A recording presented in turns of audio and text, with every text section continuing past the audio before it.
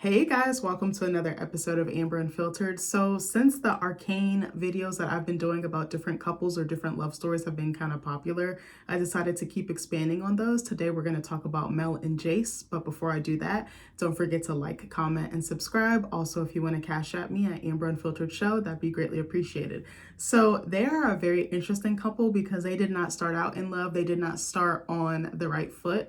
I definitely feel like there was some manipulation and some using going on Mel's end, which is so fascinating to see. But the way she played it, Jayce fell right in line like a fucking deck of cards. But anyway, I have notes. This is probably going to be a really big deep dive, or it might just be a really long video because I took so many notes. I love you guys so much that I went and watched back season 1. Like, I kind of skimmed through it, but I went through to comb the different pieces of Mel and Jayce's story. I didn't go through season 2, so don't eat me up for not doing that because it took me a long time just getting through season 1.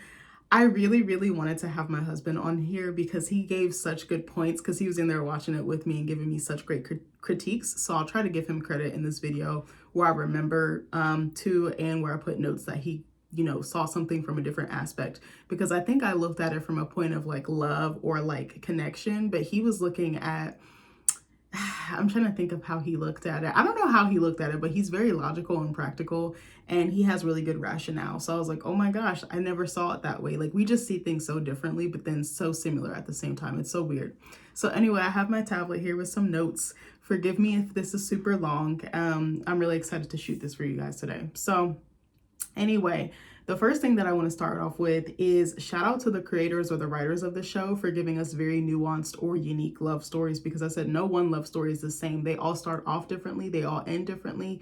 They all have different ebbs and flows, like Caitlin and Vi, Jinx and Echo, Mel and Jayce, even Sky and Victor, even though they really didn't get a full chance or shot, to really explore, the depths of their love or the depths of their relationship.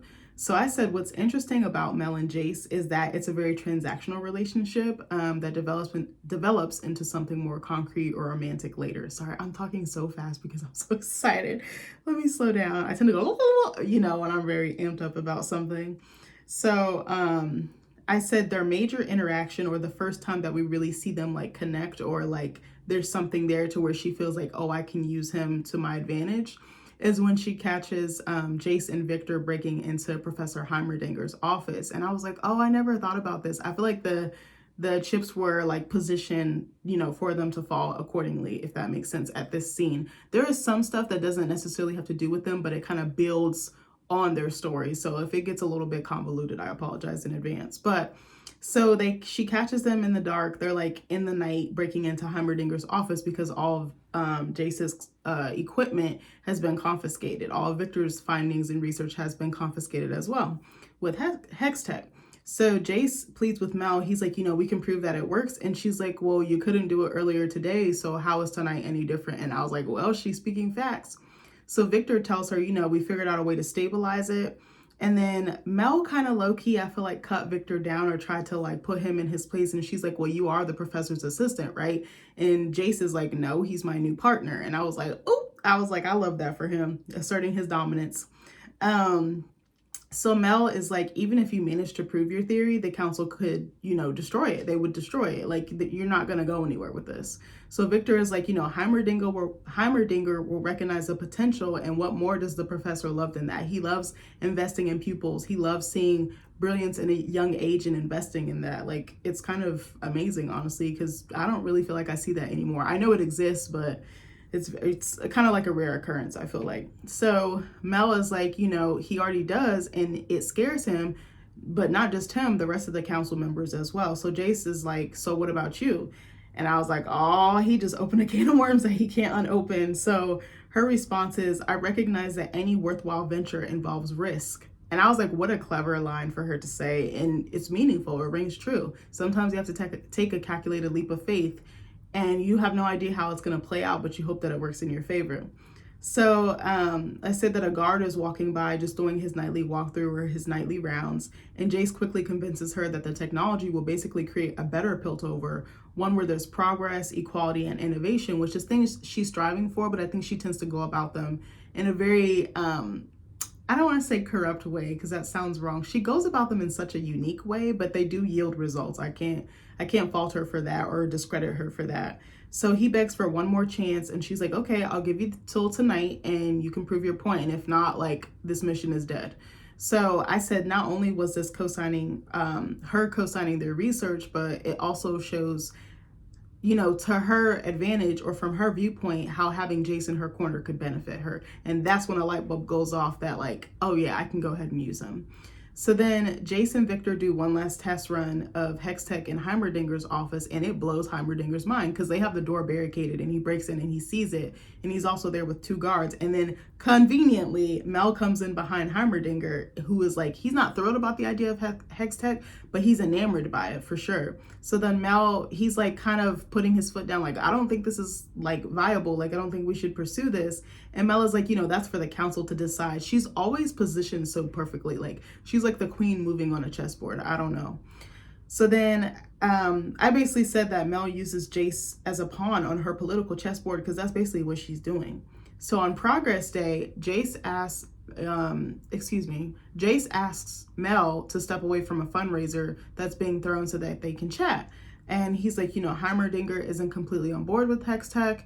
And she's like, well, today is a good day to show off what you've been, cooking up in the lab. So I said the seduction begins here. She's like swaying her hips. She's doing all the things, her body language, like she's like leaning into him. She's like touching him in just very suggestive ways. It's not overboard. It's very subtle, but it's there. And I was like, oh, I don't remember, like I noticed it, but I was like going back to analyze it, going back to watch it, to analyze it. I was like, oh, she was setting these traps like so seductively. And I was like, he fell for it like a damn idiot. But I was like, she a baddie. I would have fell for it too. But I was like, also Jayce is cute as hell too. So either way, but anyway, and he's attractive. So it kind of works for her because she's getting something out of it as well. It's not just the political moves that she can make with him. It's like, he's good looking. I can get like a little bit of pleasure or whatever out of this. So she's kind of killing 2 birds with 1 stone here. So she tells Jayce that Heimerdinger is a great scientist, but he's holding on to the past, which is holding him back. She's like, he can't look ahead to the future. And then she tells Jayce that Piltover needs a new leader who looks forward, someone like you. And me and my husband were like, she knows just what to say. She says the right words. She places them carefully. They're very calculated. Honestly, I know she's not exactly the same and she's probably not as rough around the edges as her, but she very much reminds me of Beth from Yellowstone because she always plots 10 steps ahead. Like, she's always ahead of her competition. Anybody that she uses in her to get ahead, like she thinks of every fucking variable, every outcome. Like, she's a fucking genius. But again, she has a way with words. Like, there's power in our words, power in our tongue. So as she's telling him this, she's like caressing like his suit jacket. Like, she's like kind of rubbing on it extra long and like, kind of like putting her hands on him to give that warmth, that energy off. And I was like, oh, bitch. So then she says she's already spoken to several investors. And I said she didn't even ask Jayce's consent and she was making power moves behind his back. I said he's so caught up in a pretty woman liking him or just giving him a second glance that it goes over his head. Like, he forgoes all logic, I feel like. So then she encourages Jayce to give a speech giving the people of Piltover a glimpse of the future, with the Hextech technology. So my husband said that, or Nick, said at the end of this interaction, Mel said it was his speech, but she said nothing about the technology being his, which kind of shows that she's already taken ownership of his inventions or his innovation. And I was just like, you're so right. I was like, I never thought about this. Like, again, when you go to watch something with an analytical lens, it's so different for you. You catch so many different little things. Like, honestly, sidebar, I've been thinking, like, as I was doing this morning, I was like, I think I might go back and watch season 2 again, but from an analytical lens and maybe review it on the channel. I said I wasn't going to because I was being lazy. I just wanted to enjoy it. But I realized, okay, you can enjoy it. You can always rewatch it. Like, I literally have the streaming service that it's on. So I may or may not do that. I think I'm leaning towards yes, because I was like, bro, I have a month off. I don't have really anything to do. I was like, I hate taking notes because it takes so long. I don't like having to pause every 2 seconds, but I love taking detailed notes and I love doing these reviews for you guys. They actually make me so happy. Like, I don't know, I just love talking. So I was like, I'm finally glad that I have a way to like get all these thoughts out. So anyway, let me see. Hold on 1 second. I gotta figure out where the fuck I was at. So then Jayce gives his speech and Mel and Honora leave their seats. Is it Honora or Alora? Hold on. Let me look. I feel like I got her name wrong. I might have gotten it wrong. Hold on. Let me see. I'm just gonna look really quick. Lenora Arcane. I think it's Alora, isn't it? I thought I corrected this in the notes. It's Alora. My bad, y'all. I knew I had it wrong. I was like, I don't know which one it is, but okay. Hold on one second. Okay, so Jayce gives his speech and Mel and Alora leave their seats, suggesting they don't agree with his decision not to show off hex tech. And my husband actually caught this. Again, his eye is so different. He's looking for different things. I'm seeing it differently because I'm looking for specific things. But when he's done giving his speech, he looks up and they leave their seats, kind of suggesting like there's turmoil or that they don't necessarily agree with his decision not to show off the technology, you know, because this is what Heimerdinger kind of poured into him. And Victor, I think, co-signed that, like, we're not ready yet. Actually, I don't remember if he did or not, but I think my husband said that Victor was like, not yet. So an explosion happens at Progress Day because of Jinx. So Jayce and Victor meet with the council to discuss next steps. Jayce advocates that they suspend Hex Tech effective immediately, but the council is in disagreement because it's going to ruin any business arrangements or partnerships that they have. Like someone's delivering, I want to say it was wine. I forget which council member it was. He was like delivering wine using the hex tech gates to do that. I think to Noxia, if I'm not mistaken, or somewhere far out, another country. And he's like, their wine is going to be vinegar. Like, what do you want me to do? Like, this is stopping my show. And I was like, well, that's money off the table for him. And then that can ruin that business relationship if they need them for war or anything else. Like, he's screwed. So here Mel makes a power play and she suggests that Jayce be inducted, or inducted, is that the correct word? Like becomes a council member, basically. I can't think of the right word. So, you know, she's like, he has great qualities of a leader. She's like, you know, he cares about the safety of Piltover's people. He is, you know, thinking of ways to help us, like, progress our society. Like, she's really talking him up. But again, she did not ask his permission. She didn't run this by him. She didn't have a conversation or dialogue with him. And I just thought that was so shitty because now these decisions are being made on his behalf, but it's not things that he wants. He's a scientist at his core. He's not a leader or a politician, but now he has no choice but to be. So then, we see Jayce and Mel at an opera house, and it's a gorgeous scene. Again, my husband was catching stuff that I didn't catch, and I was like, damn, now I need to watch season 1 again. But it was like very dark. I mean, both seasons have a lot of darkness in them, but they're such gorgeous shows, you sort of don't mind. So then we see Jayce and Mel at an opera house. Mel brings a glass of champagne and she hands it to Jayce, who is barely paying attention because he's so caught up in the singing and the playing of the instrument. I think it was like a violin or something like that. And Nick, my husband, said that at first Jayce just reaches for it like absent-mindedly. He doesn't even give a second glance to Mel, but Mel holds on to the glass and she kind of commands his attention and then basically saying like, I need you to take this from me, like take the power. Like it was a very symbolic gesture, but I wasn't even paying attention to this. This scene was very gorgeously shot as well. Just the tension with how they would go back and forth from what was happening on stage to what Jayce and Mel were actually doing. Like it was very interesting. Again, TV is so like symbolic, creative, allegorical, metaphorical, all the things. So then Jayce is also trying to enjoy the performance, but Mel, she's like, I'm straight shooter. Like we need to talk about business. That's what's on my mind right now. So she tells him that his house is in trouble, you know, the area that he governs. And so we see a council member sitting in the balcony with someone else. And she's like, you know, the merchant is suffering financially because of issues on their trade route. So then we see counselors Hoskell and Salo, I want to say Salo, conferring. They're like kind of getting together their hush hush. And she's like, he's like, don't they hate each other? And she's like, yeah, but they kind of both prefer Noxian spirits, which are supposed to be illegal. And if you remember, Jayce just tightened up security at the Hextech gates. So he's like, how the fuck is this possible? So then we start to see that there's corruption everywhere he turns, everywhere he blinks and looks. So then she tells Jayce that by cracking down on security, that it put a target on his back. So now he's made a bunch of enemies that he doesn't even know are his enemies. It's like he's walking into the lion's den and he has no fucking clue. But he looking at the head lion, he has no idea, or the lioness, which is Mel. So Alora joins her. It's like perfect timing. Every move is pre-calculated. I know I said this is more about their love story, but I'm saying more like their relationship started out with her wanting things from him, from her using him, from her manipulating him, and using her sexuality and her beauty to lure him in, but it morphs into something else later. So I know it's kind of all over the place.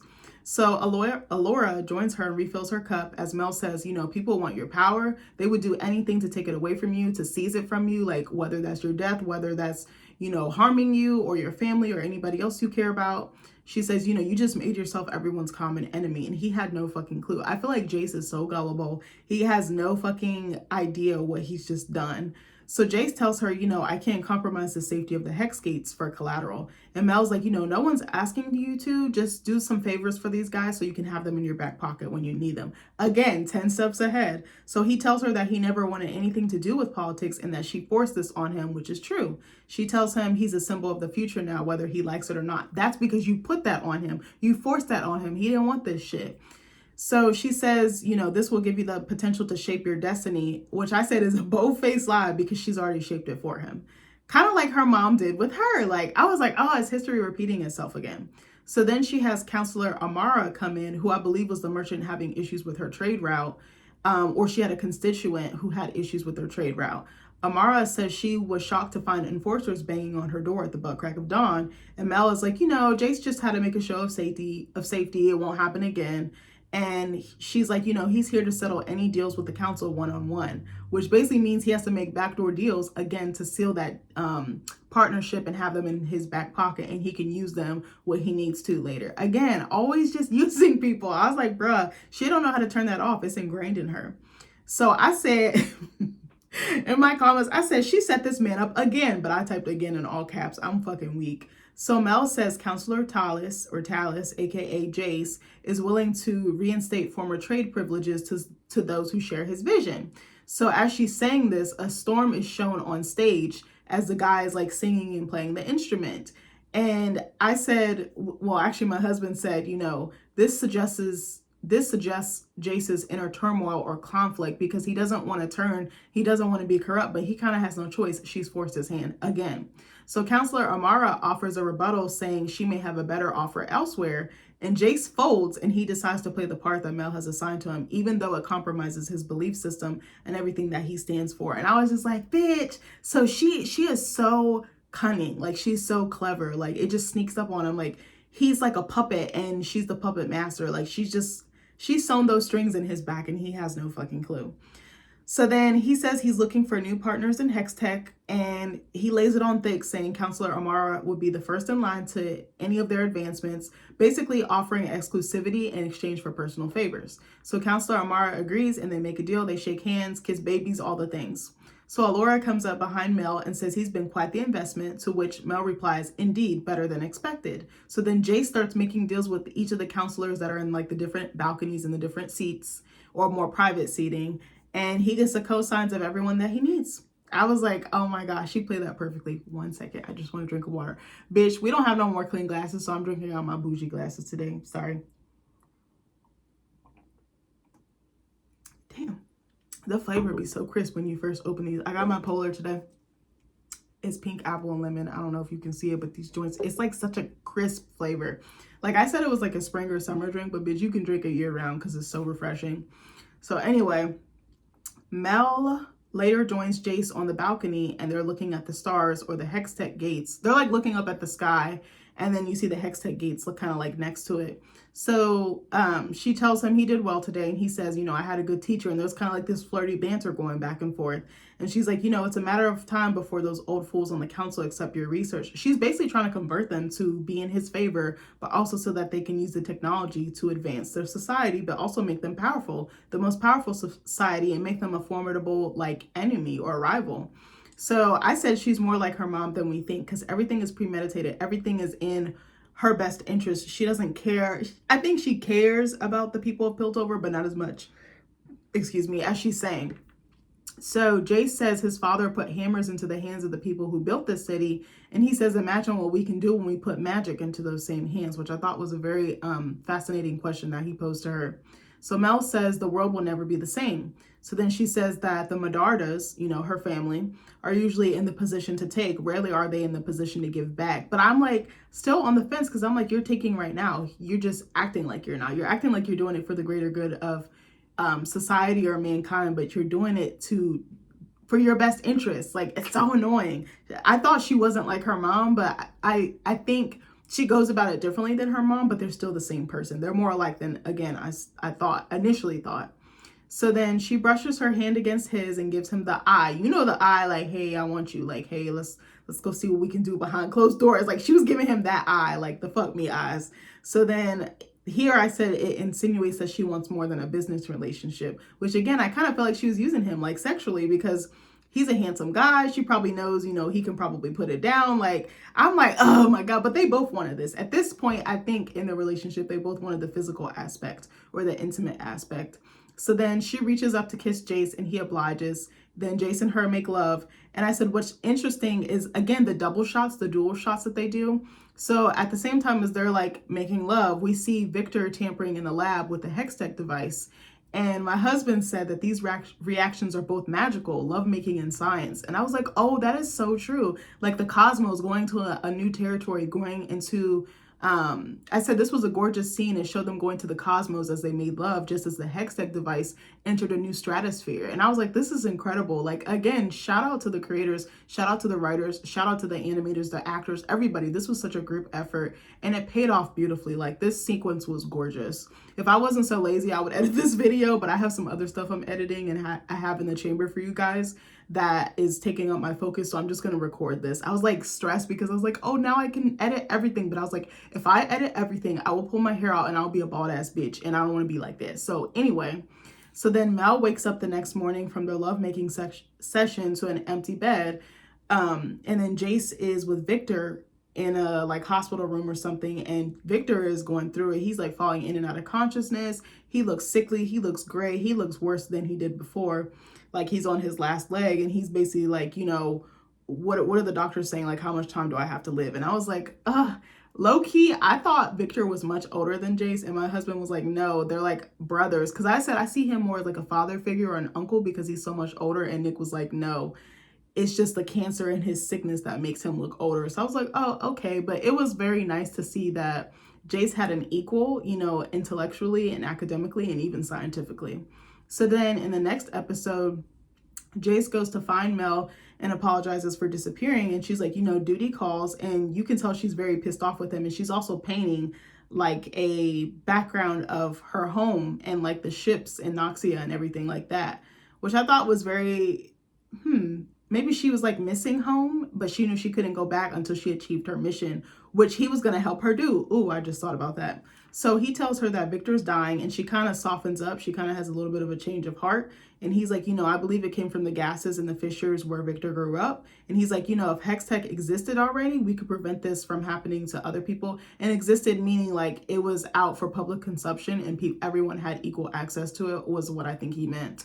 So he says that they could improve lives and solve real issues instead of little petty disputes or petty issues like the trade disputes. Remember the counselor who had the issue with the trade route? He says he feels bad because he can't save Victor and he wants to be of use. He's like, I hate being useless. I hate feeling useless or helpless. And Mel says, you know, I didn't realize that you guys were so close. And then this is where I say their relationship changes a little bit. Jayce lays on her. Like he just kind of invites himself to her space. But I'm like, they already, you know, made love. So I think that intimacy is just there. It's just organic because you shared like your literal body with me. You shared your spirit with me. So he's just like, oh, she mine now. Like we go together. So then, hold on, let me see. So he seeks comfort from her and Mel is like, you know, why did you trust me with this? Why did you come to me with this? Because I think for her, she went to, oh, I'm just going to go back to having my guard up. If we sleep together occasionally while we're making business moves or power plays, like it is what it is. But I don't think it meant, I think it meant something in the moment, but she wasn't looking for anything deeper or more surface level, if that makes sense. So he's like, you know, nothing feels impossible when he's with her. And again, she softens up. And so because he's open with her, she opens up to him about being in exile from her family. So here we kind of see the dynamic of the relationship change again, because they're both being vulnerable. They're sharing their deepest, darkest secrets or feelings that they wouldn't normally share with other people or experiences. And she explains how she fell short of her family's standards or their expectations.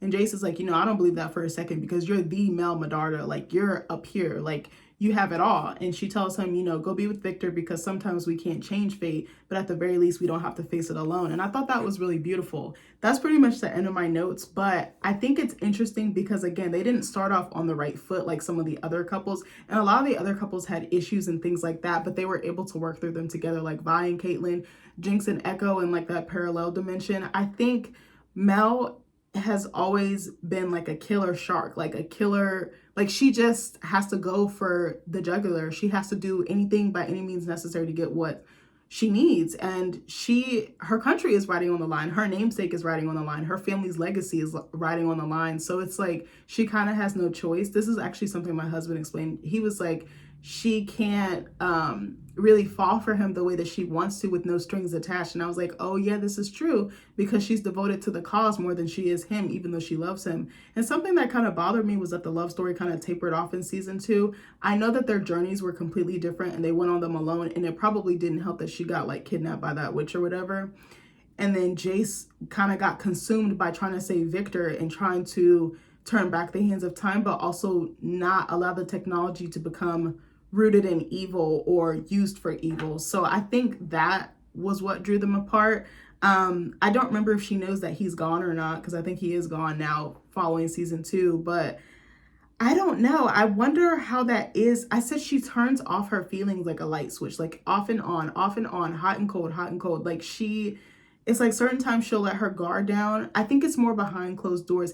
Even what's interesting, the way that she wears her hair, it's always up and like neat and prim and proper. But when she's with him, she let her hair down when they made love. And it was like her whole self like opened up. Like she was like a flower that was like this, not blooming. And then she just like with him. And I was just like, I thought that was so fascinating. And he was willing to follow her to the ends of the earth. Like I thought that was so beautiful. But then I wonder if he knew he was being used. He probably did on some level, but he's like, I get a pretty girl in the process, like, so be it. And she's a baddie. Like, she's fine as hell. She's powerful as hell. She's smart. Like, they're equals in different ways, even though she doesn't have the scientific aspect or finesse. I think that they bond because they are so smart, because they know how to make moves, and because they care about their causes. They're so dedicated to their causes. So I think that's what links them together quite a bit. But I'm trying to think. Like, I also feel like, would there have been a universe where they could have been together? Because I don't know if there could be a way that they could be happy and that they could take next steps in their relationship. Because I think her mom was such a constant force in her life and was going to force her to pick Noxia or him. And I think her and her mom already have such a fractured relationship, or had. And I don't know. I don't know if they could have been together. Was it realistic for them to be together? Probably not. For the time being of her making those moves and helping him ascend into power like that, for sure. But I actually thought they were a really beautiful couple.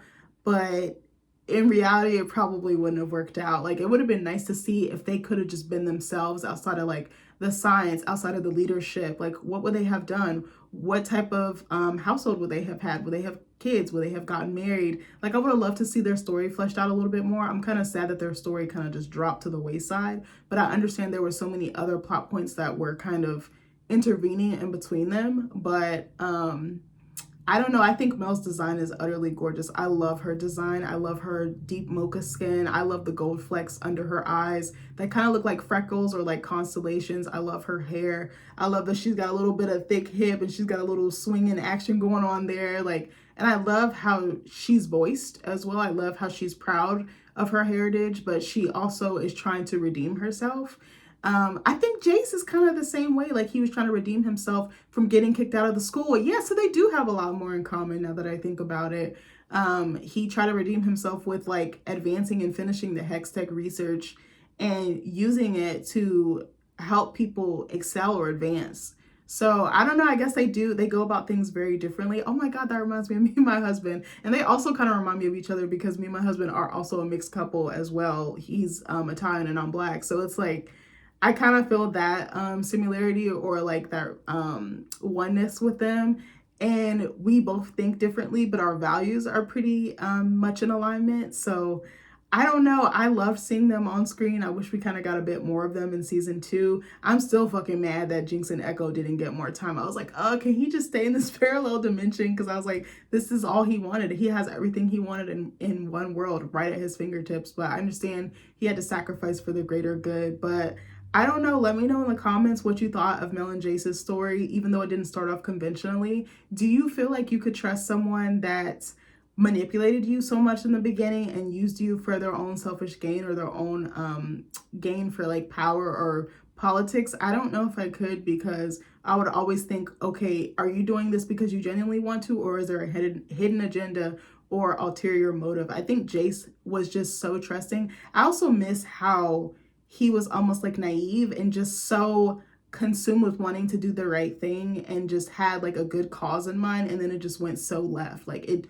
the technology and the power and the magic of the arcane just went far beyond what he expected, and it just went so left so quick. But I don't think I could trust someone that's doing that, because again, I would just always feel like looking over my shoulder, like, are you doing this because again you want to, or is there something more to it? Is there a string attached? Am I being played like a fiddle, you know, basically? But anyway, I love you guys. I hope you enjoyed this video. I loved making it. I love talking about it. Don't know if it made any sense, but anyway, I'll see you guys soon. Bye.